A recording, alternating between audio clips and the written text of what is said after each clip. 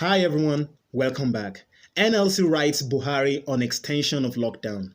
Now this thing is really getting very serious. Today we have 873 cases in Nigeria. Of course, I'm just going to make it as clear as possible. These are the tested cases. So out of the tested cases, we have 873 coming to be positive. So that's what it exactly means. Doesn't mean that we only have 873 people with the coronavirus in Nigeria.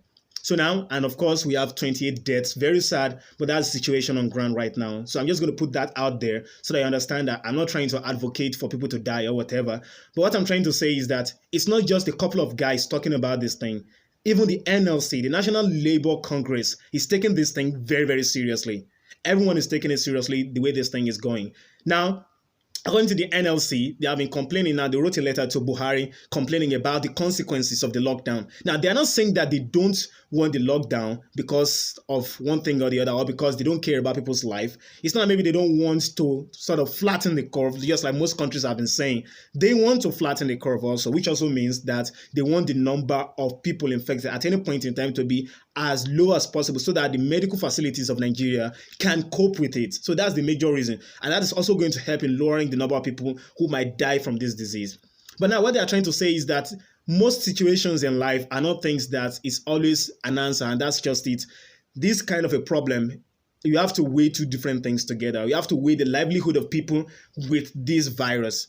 Now, locking down is probably the most effective way in the short run to stop people from getting infected. But the fact is, by the time people go back to work, wherever the lockdown is going to be ended, by the time people go back to work, people are going to get infected again. That's just the situation. I understand most people have been talking about the lockdown as if it's the panacea for this problem. It's not like it's the end of everything. People will get infected again once they go back to work. That's just the situation. People in the United States, people all around the world are admitting this right now. They have seen that that's how it's going to end up. So that's why places like Germany now and some other places in the in Europe, also the United States, are planning now how to reopen their economy because this thing is not going away.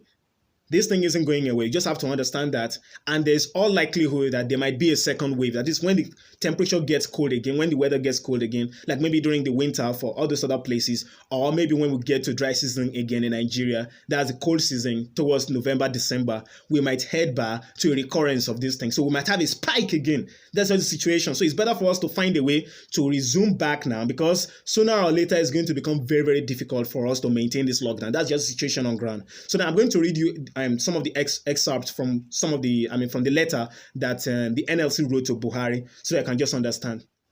So now this is from the Daily Post.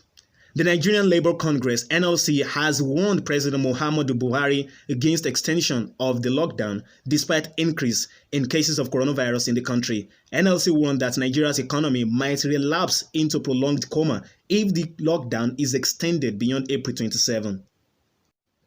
The letter read in part, while we understand the public health imperatives for extending the lockdown in some parts of the country, it is also very important to underscore the fact that the states currently under total lockdown are the economic and administrative nerve centers of Nigeria. This is very dicey as much as it is important to keep many Nigerians from dying in the hands of coronavirus. Loss of income and the accompanying destitution can also be a pathfinder for numerous other sicknesses and deaths. So that's the situation on ground right now. The NLC is taking this thing very seriously. So we all need to take it very seriously. It's not something so easy like that. It's like we're trying to balance on a very shaky plank right now.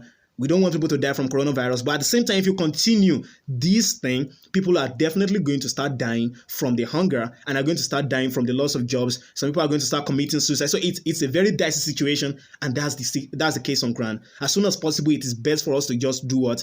To go back to work, because whether we like it or not, even if we extend the lockdown, sooner or later people are going to go back to work and we infect each other again. As much as possible, what we need to do now is to reduce the number of people that are vulnerable from the workforce. So if you are vulnerable, you are old, or you are feeble, you have pre-existing condition, you stay at home. That's the best way out of the situation. That is what they are doing in Sweden, and that is what most countries around the world are starting to adopt right now, because your economy is going to collapse completely if you keep this up, even though it's for good cause. That's just the situation on ground.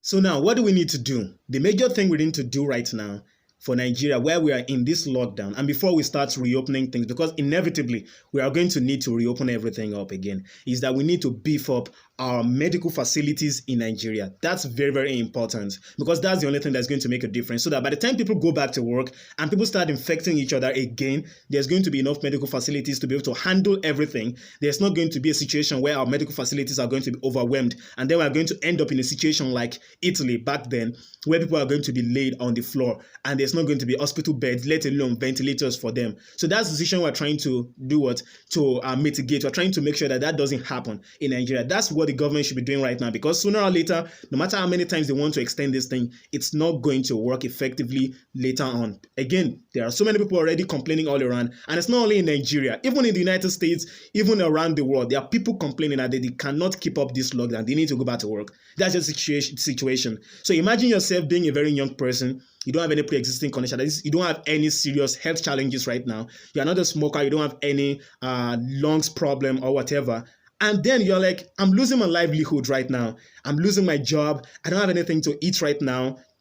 Granted, in all those developed countries, they still feed you a lot. Here, they're trying all they can, but it's not as much as it should be. We understand that. So people are going hungry, and you're like, man, I need to go back to work. That's just the situation. I need to go back to work. So at a point, people are going to, it's going to get a point that people won't take this thing anymore. So that's just a situation before it turns into a place or into a situation where people are going to start breaking down the law and start violating the law. It's better for us to get back to work as soon as possible, so that as much as possible, we don't start having people losing so much jobs, and we don't have people going into destitution and people having to commit suicide from, going completely destitute, having no means for living, and all sorts of things like that. Because whether I like it or not, by the time this thing ends, I don't think the government is going to be able to keep up all this palliative stuff, no matter how ineffective they are right now. I don't even think they can keep it up even after this entire thing ends. So many people are going to lose their means of feeding themselves, of their families. So it's better for us to just go back to work right now, so that the economy can recover as soon as possible. There are projections that this thing might last for 2 years.